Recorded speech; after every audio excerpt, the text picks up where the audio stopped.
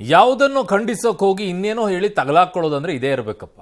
ಯಾಕೆ ಅಂತಂದ್ರೆ ಬಾಲರಾಮನ ಪ್ರಾಣ ಪ್ರತಿಷ್ಠಾಪನಾ ದಿನವೇ ಭಾರತಕ್ಕೆ ನಿಜವಾದಂಥ ಸ್ವಾತಂತ್ರ್ಯ ಸಿಕ್ತು ಅಂತ RSS ಮುಖ್ಯಸ್ಥರ ಹೇಳಿಕೆ ಇತ್ತಲ್ಲ, ಅದಕ್ಕೆ ಕಾಂಗ್ರೆಸ್ ತೀವ್ರವಾಗಿ ಖಂಡಿಸಿದೆ.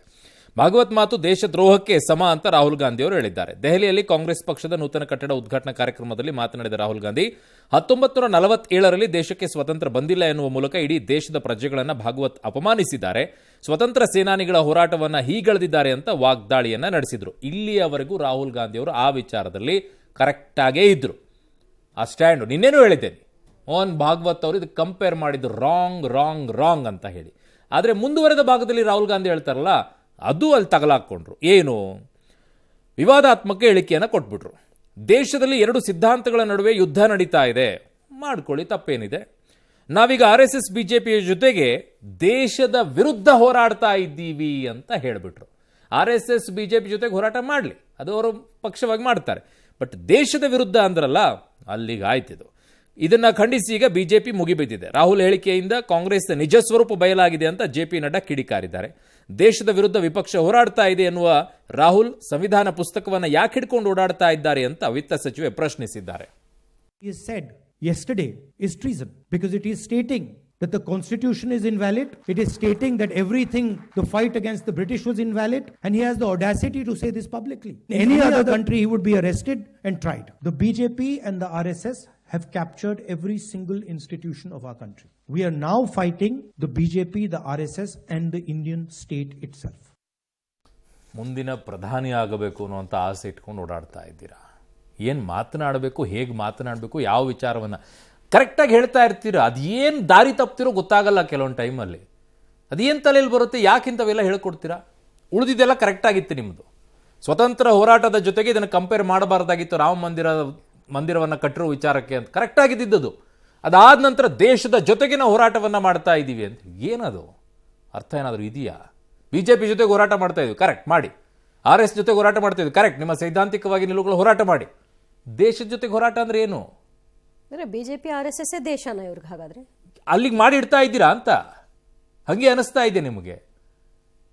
ಯಾವ ಎಲ್ಲ ಸಂಸ್ಥೆಗಳು ಅವರ ಅಡಿಯಲ್ಲಿ ಹೋಗ್ತಾ ಇದ್ದಾರೆ, ಏನು ಮಾಡ್ತಾ ಇದ್ದಾರೆ? ಯಾವ ಸಂಸ್ಥೆಗಳು ನಂಬಿಕೆ ಇಲ್ವಾ? ನಂಬಿಕೆ ಇರಲಾರ್ದೆ ನಿಮಗೆ ಬೇಲು ಸಿಗ್ತಾ? ಏನು ಯೋಚನೆ ಮಾಡ್ತೀರಾ? ಪ್ರಧಾನಿ ಆಗಬೇಕು ಅನ್ನುವಂಥ ಆಸೆ ಇಟ್ಕೊಂಡು ಓಡಾಡ್ತಾ ಇದ್ದೀರಾ. ನಿಮ್ಮ ಮೇಲೆ ಲಕ್ಷಾಂತರ ಕೋಟ್ಯಾಂತರ ಕಾಂಗ್ರೆಸ್ನ ಕಾರ್ಯಕರ್ತರು ವಿಶ್ವಾಸ ಇಟ್ಕೊಂಡಿದ್ದಾರೆ. ನಾಯಕರುಗಳು ನಿಮ್ಮ ನಂಬಿಕೆ ಮೇಲೆ ಇಟ್ಕೊಂಡು ಓಡಾಡ್ತಾ ಇರ್ತಾರೆ. ಮುಂದೊಂದು ದಿನ ಪಕ್ಷ ಇನ್ನೊಂದ್ಸಲ ಗಟ್ಟಿಯಾಗಿ ನಿಂತ್ಕೊಳ್ಳೋಕೆ ಶುರು ಆಗುತ್ತೆ ದೇಶದಲ್ಲಿ ಅಂತೇಳಿ ನೀವು ಹಿಂಗೆಲ್ಲ ಹೇಳ್ಬಿಟ್ಟು ಪಾಪ ಅವರಿಗೆ ಯಾಕ್ರಿ ನಿರಾಸೆ ಮಾಡ್ತೀರಾ? ದೆಹಲಿ ಚುನಾವಣೆ ಹೊತ್ತಲಿಯೇ ಅಬಕಾರಿ ಕೇಸಲ್ಲಿ ಮಾಜಿ ಸಿಎಂ ಅರವಿಂದ್ ಕೇಜ್ರಿವಾಲ್ರನ್ನ ವಿಚಾರಣೆಗೆ ಒಳಪಡಿಸಲು ಇಡಿಗೆ ಕೇಂದ್ರ ಸರ್ಕಾರ ಅನುಮತಿ ನೀಡಿದೆ. ಇದಕ್ಕೆ ಆಮ್ ಆದ್ಮಿ ಪಕ್ಷ ಆಕ್ರೋಶ ಹೊರಹಾಕಿದೆ. ಒಂದು ಕೇಸಲ್ಲಿ ಸುಪ್ರೀಂ ಕೋರ್ಟ್ ಬೇಲ್ ಮಂಜೂರು ಮಾಡಿದ ಬಳಿಕವೂ ಇಡಿ ಅವರನ್ನ ವಿಚಾರಣೆಗೆ ಒಳಪಡಿಸಲು ಮುಂದಾಗಿರೋದು ದೇಶದ ಚರಿತ್ರೆಯಲ್ಲೇ ಮೊದಲು. ಇದು ನೀಚ ರಾಜಕೀಯ ಅಂತ ಕಿಡಿಕಾರಿದೆ. ಇದರ ಮಧ್ಯೆ ನವದೆಹಲಿ ಕ್ಷೇತ್ರಗಳಲ್ಲಿ ಅರವಿಂದ್ ಕೇಜ್ರಿವಾಲ್ ತಮ್ಮ ಉಮೇದುವಾರಿಕೆ ಸಲ್ಲಿಸಿದ್ರು. ಈ ಮಧ್ಯೆ ದೆಹಲಿಯ ಕೊಳಚೆ ಕಾಲುವೆಗಳ ಬಳಿ ಓಡಾಡಿ ವಿಡಿಯೋ ಮಾಡಿರುವ ರಾಹುಲ್ ಗಾಂಧಿ ಇದು ಅರವಿಂದ್ ಕೇಜ್ರಿವಾಲ್ ಅವರ ಅಭಿವೃದ್ಧಿ ಚಮತ್ಕಾರ ಅಂತ ಲೇವಡಿ ಮಾಡಿದ್ದಾರೆ. ಈ ವಿಡಿಯೋ ಸಖತ್ತು ವೈರಲ್ ಆಗಿದೆ. ಒಬ್ಬರಿಗೊಬ್ಬರು ಕಾಲೆಳ್ಕೊತಿದ್ದಾರೆ. ಬನ್ನಿ, ಕರ್ನಾಟಕದಲ್ಲೂ ತೋರಿಸ್ತೀನಿ ಎಷ್ಟು ಕೊಳಚೆಗಳಿದೆ. ಕೊಳಚೆ ಬೇಡ ನಮಗೆ. ಮಾನ್ಯ ರಾಹುಲ್ ಗಾಂಧಿ ಅವ್ರು ಬನ್ನಿ, ನಾನೇ ನಿಮ್ಮನ್ನ ಕರ್ಕೊಂಡು ಹೋಗ್ತೀನಿ. ನನ್ನ ಬೈಕಲ್ಲಿ ಕೂರಿಸ್ಕೊಂಡು ಬೆಂಗಳೂರಿನ ರಸ್ತೆ ಗುಂಡಿಗಳನ್ನ ತೋರಿಸ್ತೀನಿ. ಫಸ್ಟ್ ನೀವು ಕೊಳಚೆ ತೋರಿಸೋದಿರ್ಲಿ, ಕೊಳಚೆ ದೂರಿನ ಮಾತು. ಸಿಟಿ ರೌಂಡ್ಸ್ ಮಾಡಿಸ್ತೀನಿ, ಬನ್ನಿ. ನನ್ನ ಬೈಕಲ್ಲೇ ಕೂರಿಸ್ಕೊಂಡು ಕರ್ಕೊಂಡು ಹೋಗ್ತೀನಿ. ನಿಮ್ಗೆ ಹೆಂಗಾದ್ರೂ ಸ್ವಲ್ಪ ಬೈಕಲ್ಲಿ ಓಡಾಡೋದು ಆಸೆ ಅಲ್ವಾ? ಬೈಕಲ್ಲೇ ಕರ್ಕೊಂಡು ಹೋಗ್ತೀನಿ, ಬನ್ನಿ. ನಾನು ನಿಮಗೆ ಬೆಂಗಳೂರಿನ ಗುಂಡಿಗಳು ಹೇಗಿದೆ, ಗುಂಡಿ ಮುಕ್ತ ಬೆಂಗಳೂರನ್ನ ಮಾಡೋದಾಗಿ ನೀವೇನಾದ್ರೂ ಇದೆಯಾ? ಅಷ್ಟೆಲ್ಲ ನಡೆಸ್ಕೊಂಡು ನಿಮ್ಮನ್ನು ಕರ್ಕೊಂಡು ಹೋಗಲ್ಲ ನಾನು. ಬೈಕಲ್ಲೇನೆ ಪ್ರತಿಯೊಂದು ಜಾಗಕ್ಕೂ ಬೈಕಲ್ಲೇ. ನಿಮಗೆ ಕೆಳಗಡೆನೇ ಇಳಿಸಲ್ಲ ನಿಮ್ಮನ್ನ. ನೀಟಾಗಿ ಬುಲೆಟ್ ರಿಪೋರ್ಟರ್ ಮಾಡ್ತೀನಿ. Bullet reporter with Rahul Gandhi. Please come sir, best. ಹೋಗಿ ಕೊಳಚೆದೆಲ್ಲ ತೋರಿಸ್ತಾ ಇದ್ದಾರೆ. ಏನು ಕರ್ನಾಟಕದಲ್ಲಿ ಇಲ್ವಾ ನಿಮ್ಮ ಸರ್ಕಾರ ಇರುವಂತ ಜಾಗಗಳಲ್ಲಿ? ಕತೆ ಆಯ್ತು. ಇನ್ನು ಭಾರತೀಯ ನೌಕಾಪಡೆಗೆ 3 ಹೊಸ ಅಸ್ತ್ರ ಸೇರಿವೆ. ಸ್ವದೇಶಿ ನಿರ್ಮಿತ ಯುದ್ಧ ನೌಕೆಗಳಾದ INS ಸೂರತ್, INS ನೀಲಗಿರಿ ಮತ್ತು ಜಲಾಂತರ್ಗಾಮಿ INS ವಾಗ್ಶಿರ್ ಇಂದು ದೇಶ ಸೇವೆಗೆ ಅರ್ಪಣೆಗೊಂಡಿವೆ. ಮುಂಬೈನ ನೌಕಾನೆಲೆಯಲ್ಲಿ ನಡೆದ ಕಾರ್ಯಕ್ರಮದಲ್ಲಿ ಪ್ರಧಾನಿ ಮೋದಿ ಇವುಗಳನ್ನು ಸೇನೆಗೆ ಹಸ್ತಾಂತರವನ್ನು ಮಾಡಿದರು. ನೆಟ್ವರ್ಕ್ ಸೆಂಟ್ರಿಕ್ ಸಾಮರ್ಥ್ಯದ INS ಸೂರತ್ ಜಗತ್ತಿನಲ್ಲೇ ದೊಡ್ಡ ಅತ್ಯಾಧುನಿಕ ಡೆಸ್ಟ್ರಾಯ್ ಯುದ್ಧ ನೌಕೆಗಳಲ್ಲಿ ಒಂದಾಗಿದೆ. INS ನೀಲ್ಗಿರಿ ಸ್ಟೆಲ್ತ್ ಫ್ರಿಗೇಟ್ ಪ್ರಾಜೆಕ್ಟ್ನ ಮೊದಲ ಯುದ್ಧ ನೌಕೆಯಾಗಿದೆ. ಇನ್ನು INS ವಾಕ್ಷೀರ್ ಅನ್ನ ಫ್ರಾನ್ಸ್ನ ನೇವಲ್ ಗ್ರೂಪ್ ಸಹಕಾರದಲ್ಲಿ ಅಭಿವೃದ್ಧಿಪಡಿಸಲಾಗಿದೆ. ಫ್ರಾನ್ಸ್ಗೆ ಸೇರಿದ ಅಣು ಜಲಾಂತರ್ಗಾಮಿ ನೆಲೆಗಳ ದತ್ತಾಂಶ ಸೋರಿಕೆ ಆಗಿರೋದು ಭಾರಿ ಕಳವಳಕ್ಕೆ ಕಾರಣವಾಗ್ತಾ ಇದೆ. ಈ ಸಬ್ಮರೀನ್ ರಷ್ಯಾ ಸನಿಹಕ್ಕೆ ಗಸ್ತಿಗೆ ಹೋಗಬೇಕಾಗಿತ್ತು. ಈ ದತ್ತಾಂಶ ಮಾಸ್ಕೋ ಕೈ ಸೇರಿದ್ರೆ ಅಣು ಜಲಾಂತರ್ಗಾಮಿಯ ಪರಿಸ್ಥಿತಿ ಏನಾಗಬೇಡ ಅಂತ ಫ್ರಾನ್ಸ್ ಆತಂಕಗೊಂಡಿದೆ. ರಷ್ಯಾ ಉಕ್ರೇನ್ ನಡುವಿನ ಯುದ್ಧ ವಿಸ್ತರಣೆಯಾಗುವಂತೆ ಕಾಣಿಸ್ತಾ ಇದೆ. ನ್ಯಾಟೋ ದೇಶವಾದ ಪೋಲೆಂಡ್ ಗಡಿಯಲ್ಲಿ ಉಕ್ರೇನ್ ಮೇಲೆ ರಷ್ಯಾ ಭೀಕರ ದಾಳಿಯನ್ನು ನಡೆಸಿದೆ. ಗ್ಯಾಸ್, ರಸಗೊಬ್ಬರ ಸರಬರಾಜು ಕೇಂದ್ರಗಳನ್ನೇ ಗುರಿಯಾಗಿಸಿಕೊಂಡು ರಷ್ಯಾದ 7 Tu-22, 6 Tu-95 ಸ್ಟ್ರಾಟಜಿಕ್ ಬಾಂಬರ್ಗಳು ಬಾಂಬ್ ದಾಳಿ ನಡೆಸಿವೆ. ಕ್ಷಿಪಣಿಗಳನ್ನು ಹಾರಿಸಿದೆ. ಇದರಿಂದ ಅಲರ್ಟ್ ಆದ ನ್ಯಾಟೋ ತಕ್ಷಣವೇ ಫೀಲ್ಡ್ಗೆ ಇಳಿದಿದೆ. ಫೈಟರ್ ಜೆಟ್ಗಳು ಸದ್ದು ಮಾಡಿವೆ. ಏರ್ ಡಿಫೆನ್ಸ್ ವ್ಯವಸ್ಥೆಯನ್ನು ರೆಡಿಯಾಗಿಸಿದೆ. ಇದು ಭಾರಿ ಟೆನ್ಷನ್ಗೆ ಕಾರಣವಾಗ್ತಾ ಇದೆ. ಇನ್ನು ಉಕ್ರೇನ್ನ ಏರ್ ಡಿಫೆನ್ಸ್ ವ್ಯವಸ್ಥೆ ರಷ್ಯಾ ಹಾರಿಸಿದ 40 ಕ್ಷಿಪಣಿಗಳ ಪೈಕಿ 30 ಹೊಡೆದುರುಳಿಸಿದೆ ಅಂತ ಅಧ್ಯಕ್ಷ ಜೆಲೆನ್ಸ್ಕಿ ಹೇಳಿದ್ದಾರೆ. ಮಾಜಿ ಸ್ಪೀಕರ್ ರಮೇಶ್ ಕುಮಾರ್ ವಿರುದ್ಧದ ಅರಣ್ಯ ಒತ್ತುವರಿ ಪ್ರಕರಣಕ್ಕೆ ಸಂಬಂಧಿಸಿದಂತೆ ಸರ್ವೆ ಕಾರ್ಯವನ್ನು ನಡೆಸಲಾಯಿತು. ಹೈಕೋರ್ಟ್ ಆದೇಶದಂತೆ ಡಿಸಿ ನೇತೃತ್ವದಲ್ಲಿ ಕೋಲಾರ ಜಿಲ್ಲೆ ಶ್ರೀನಿವಾಸಪುರ ತಾಲೂಕಿನ ಜಿನಕಲಕುಂಟೆ ಅರಣ್ಯ ಪ್ರದೇಶದಲ್ಲಿ ಸರ್ವೆ ಕಾರ್ಯ ನಡೆಯಿತು. ಆದರೆ ಇದು ಸರ್ಕಾರಿ ಗೋಮಾಳ, ಇದನ್ನು ಸರ್ವೇಯರ್ಗಳು ಅಳತೆ ಮಾಡಬೇಕು ಅಂತ ರಮೇಶ್ ಕುಮಾರ್ ಪ್ರತಿಪಾದಿಸಿದ್ದಾರೆ. ಅರಣ್ಯ ಇಲಾಖೆ ಸರ್ವೆಗೆ ನನ್ನ ವಿರೋಧ ಇದೆ ಅಂತ ಸ್ಪಷ್ಟಪಡಿಸಿದ್ದಾರೆ. ನಾನು ಒತ್ತುವರಿದಾರನಲ್ಲ, ನಾನು ಖರೀದಿದಾರ. ದಾಖಲೆಗಳು ನನ್ನ ಪರವಾಗಿವೆ ಅಂತ ಹೇಳಿಕೊಂಡಿದ್ದಾರೆ.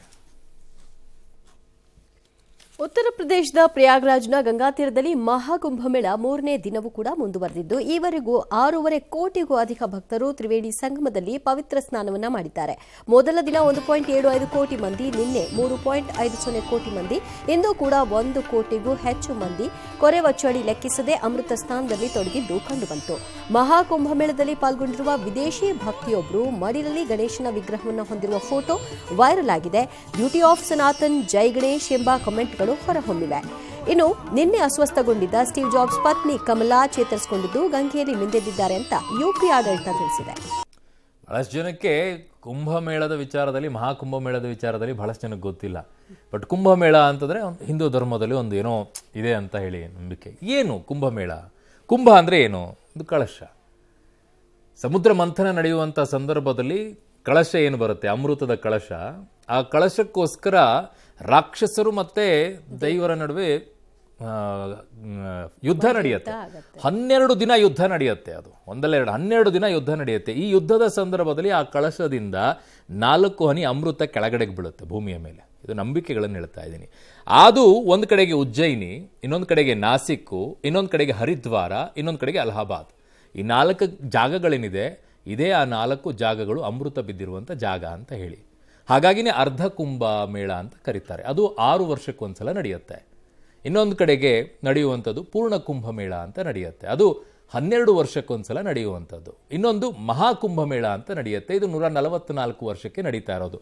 ಈಗ ನಾವೆಲ್ಲ ಈ ಜನರೇಷನಲ್ಲಿ ಇದ್ದೀವಲ್ವಾ, ನಮಗೆ ನೋಡೋಕೆ ಸಿಗ್ತಾ ಇರೋದು 244 ವರ್ಷದ ಮಹಾಕುಂಭಮೇಳ. ಇನ್ಯಾವಾಗ ಯಾರಿಗೆ ಸಿಗುತ್ತೋ, ನಾವೆಲ್ಲ ಅಷ್ಟು ಬದುಕೋಕ್ಕೂ ಆಗಲ್ಲ, ಅದನ್ನು ನೋಡೋಕ್ಕೂ ಆಗಲ್ಲ. ಸದ್ಯಕ್ಕೆ ಈ ನಂಬಿಕೆ ಇರೋದಷ್ಟೇ ಈ ವಿಚಾರದಲ್ಲಿ, ಅದನ್ನು ಅರ್ಥ ಮಾಡ್ಕೊಳ್ಬೇಕು. ಇನ್ನು ಮೈಸೂರಿನ ತಮ್ಮ ಫಾರ್ಮ್ ಹೌಸ್ನಲ್ಲಿ ನಿನ್ನೆ ಸಂಕ್ರಾಂತಿ ಹಬ್ಬ ಆಚರಿಸಿದ ನಟ ದರ್ಶನ್ ಇಂದು ಬೆನ್ನು ನೋವಿನ ಚಿಕಿತ್ಸೆಗೆ ಅಂತ ಆಸ್ಪತ್ರೆಗೆ ತೆರಳಿದ್ರು. ಬೆನ್ನು ಹುರಿಯ ನರ್ವ್ ರೂಟ್ ಏನಿದೆ, ಬ್ಲಾಕ್ ಕ್ಲಿಯರ್ ಆಗದಿದ್ರೆ ಸರ್ಜರಿ ಅಗತ್ಯ ಬೀಳುತ್ತೆ ಅಂತ ವೈದ್ಯರು ತಿಳಿಸಿದ್ದಾರಂತೆ. ಸದ್ಯ ಫಿಸಿಯೋಥೆರಪಿ ಮುಂದುವರೆದಿದ್ದು ಕಳೆದ 20 ದಿನದಲ್ಲಿ 20% ಚೇತರಿಕೆ ಆಗಿದೆ ಅಂತ ಹೇಳಲಾಗ್ತಾ ಇದೆ. ಇದರ ನಡುವೆ ಮಂಡ್ಯದ ಪಾಂಡವಪುರದ ಆರತಿ ಉಕ್ಕಡಕ್ಕೆ ತೆರಳಿದ ನಟ ದರ್ಶನ್ ಶಕ್ತಿ ದೇವತೆ ಅಹಲ್ಯಾದೇವಿಗೆ ವಿಶೇಷ ಪೂಜೆಯನ್ನು ಸಲ್ಲಿಸಿದ್ದಾರೆ. ಸಂಕಷ್ಟ ನಿವಾರಣೆಗೆ ಪ್ರಾರ್ಥನೆಯನ್ನ ಕೂಡ ಮಾಡಿದ್ದಾರಂತೆ. ಬಟ್ ನಂಗೆ ಇದರಲ್ಲಿ ಒಂದು ಪ್ರಶ್ನೆ ಬಂದ್ಬಿಡುತ್ತೆ, ಹಿಂದೆ ಆಗಿರುವಂತ ಬೆಳವಣಿಗೆಗಳ ವಿಚಾರದಲ್ಲಿ. ಯಾಕೆ ಅಂತಂದ್ರೆ ಸರ್ಜರಿ ಮಾಡಿಸ್ಕೊಳ್ತೀನಿ ಅಂತ ಹೇಳಿ ಆಚೆ ಬಂದ್ರು, ಬೇಲ್ ತಗೊಂಡು ಬಂದ್ರು, ಮೆಡಿಕಲ್ ಬೇಲ್ ಅನ್ನ ಪಡ್ಕೊಂಡು ಬಂದ್ರು, ಸರ್ಜರಿ ಮಾಡಿಸ್ಕೊಳ್ಳಿಲ್ಲ. ಅವಾಗ ಫಿಸಿಯೋಥೆರಪಿ ಪಡ್ಕೊಂಡ್ರು. ಈಗ ಇವರ ಬೇಲನ್ನು ರದ್ದು ಮಾಡಬೇಕು ಅಂತ ಸುಪ್ರೀಂ ಕೋರ್ಟಿಗೆ ಪೊಲೀಸರು ಹೋಗ್ತಾ ಇದ್ದಾರೆ. ಅದ್ರ ಮಧ್ಯದಲ್ಲಿ ಮತ್ತೆ ಸರ್ಜರಿ ಮಾಡಿಸ್ಕೊಳ್ತೀನಿ ಅಂತ ಹೋಗ್ತಾ ಇದ್ದಾರೆ. ಹಿಂದೆ ಆಗಿರುವಂಥ ಘಟನೆಗಳನ್ನು ನೋಡಿದರೆ ಇದು ಪ್ರಶ್ನೆಗಳೇನಿದಾವೆ ಅದಕ್ಕೆ ಅನುಮಾನಗಳಿಗೆ ಎಡೆ ಮಾಡಿಕೊಡುತ್ತೆ ನಿಮ್ಮ ಈ ನಡವಳಿಕೆಗಳು.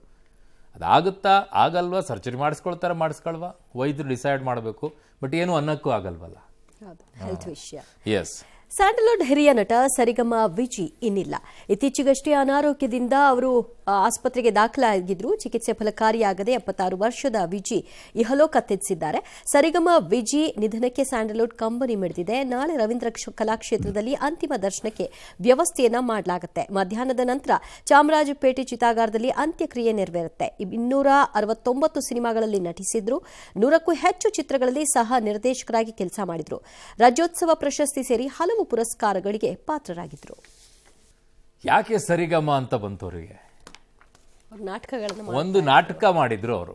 ಆ ನಾಟಕದ ಹೆಸರು ಸಂಸಾರದಲ್ಲಿ ಸರಿಗಮ ಅಂತ ಹೇಳಿ, ಆ ಮೂಲಕ ಸರಿಗಮ ವಿಜಿ ಅಂತ ಅವರ ಹೆಸರು ಬಂತು. ಅವರು ಪ್ರಭಾಕರ್ ಜೊತೆಗೆ ನಟನೆ ಮಾಡಿರುವಂಥದ್ದನ್ನ ನಾವೆಲ್ಲ ಸಣ್ಣವರಿದ್ದಾಗ ಸರ್ಕಾರಿ ವಾಹಿನಿಯಲ್ಲಿ ದೂರದರ್ಶನದಲ್ಲಿ ನಾವು ನೋಡ್ತಾ ಇದ್ವಿ ಪ್ರೋಗ್ರಾಮ್, ಅವರ ನಾಟಕಗಳನ್ನೆಲ್ಲ. ಸೊ ಹಾಗಾಗಿ ಒಳ್ಳೆಯ ಹಾಸ್ಯ ಕಲಾವಿದರು. ಅವರ ನಟನೆ ತುಂಬ ಚೆನ್ನಾಗಿತ್ತು. 76 ವರ್ಷ ಪೂರ್ಣವಾಗಿ ಜೀವನವನ್ನು ಮುಗಿಸಿದ್ದಾರೆ. ಇನ್ನು ರಾಜ್ಕೋಟ್ನಲ್ಲಿ ನಡೆದಂತಹ ಐರ್ಲೆಂಡ್ ವಿರುದ್ಧದ 3ನೇ ಏಕದಿನ ಪಂದ್ಯದಲ್ಲಿ ಭಾರತದ ವನಿತೆಯರು ದಾಖಲೆಯ ಮೇಲೆ ದಾಖಲೆಯನ್ನು ಬರೆದಿದ್ದಾರೆ. 5 ವಿಕೆಟ್ ನಷ್ಟಕ್ಕೆ 435 ರನ್ಗಳನ್ನು ಪೇರಿಸಿದ್ದಾರೆ. 304 ರನ್ ಅಂತರದಿಂದ ಭರ್ಜರಿ ಜಯನೂ ಕೂಡ ದಾಖಲಿಸಿದ್ದಾರೆ. ಪುರುಷರ ತಂಡ ಸಹ ಇಷ್ಟು ದೊಡ್ಡ ಮೊತ್ತವನ್ನು ಇವರಿಗೆ ಗಳಿಸಿರಲಿಲ್ಲ. ನಾಯಕಿ ಸ್ಮೃತಿ ಮಂದನ 70 ಎಸೆತಗಳಲ್ಲಿ ಶತಕ ಸಿಡಿಸಿ ಮಿಂಚಿದ್ದಾರೆ. ಇದು ಅಂತಾರಾಷ್ಟ್ರೀಯ ಕ್ರಿಕೆಟ್ನಲ್ಲಿ ಭಾರತದ ಪರ ದಾಖಲಾಗಿರುವ ಅತ್ಯಂತ ವೇಗದ ಶತಕವಾಗಿದೆ. ಭಾರತದೇನೋ 418 ರನ್ ಏನೋ ಇದೆ ಪುರುಷರ ವಿಭಾಗದಲ್ಲಿ, ಅತಿ ಹೈಯೆಸ್ಟ್. ಸೊ ಸಿರೀಸೇ ಗೆದ್ದುಬಿಟ್ಟಿದ್ದಾರಂತೆ 3-0 ಅಂತರದಲ್ಲಿ. ಓಕೆ. ಚಂದ್ರನ ಅಂಗಳದಲ್ಲಿ ಅನ್ವೇಷಣೆಗೆ ವೇಗ ಸಿಕ್ಕಿದೆ ಎಂದು ಒಂದೇ ದಿನ 2 ಖಾಸಗಿ ಲೂನಾರ್ ಲ್ಯಾಂಡರ್ಗಳನ್ನು ಅಮೆರಿಕ ಕಳುಹಿಸಿದೆ. ಅಮೆರಿಕದ ಬ್ಲೂಗೋಸ್ಟ್ 1, ಜಪಾನ್ನ ಹುಕುಟೋ R2 ಹೆಸರಿನ ಲೂನಾರ್ ಲ್ಯಾಂಡರ್ ಹೊತ್ತ ಸ್ಪೇಸ್ ಎಕ್ಸ್ ಸಂಸ್ಥೆಯ ಫಾಲ್ಕನ್ 9 ರಾಕೆಟ್ ಯಶಸ್ವಿಯಾಗಿ ನಭಕ್ಕೆ ಚಿಮ್ಮಿದೆ. ಇವು ಚಂದ್ರನ ಅಂಗಳ ತಲುಪಲು 45 ದಿನ ಬೇಕಾಗುತ್ತೆ. ಇದೇ ವೇಳೆ ಬೆಂಗಳೂರು ಮೂಲದ ಸ್ಟಾರ್ಟ್ಅಪ್ ಕಂಪನಿಗಳಾದ ಪಿಕ್ಸೆಲ್ ಮತ್ತು ದಿಗಂತರ ರೂಪಿಸಿದ ಸ್ಕಾಟ್ ಉಪಗ್ರಹಗಳನ್ನು ಸ್ಪೇಸ್ ಎಕ್ಸ್ನ ಟ್ರಾನ್ಸ್ಪೋರ್ಟರ್ 12 ಮಿಷನ್ ಮೂಲಕ ಯಶಸ್ವಿಯಾಗಿ ಕಕ್ಷೆಗೆ ಸೇರಿಸಿದೆ.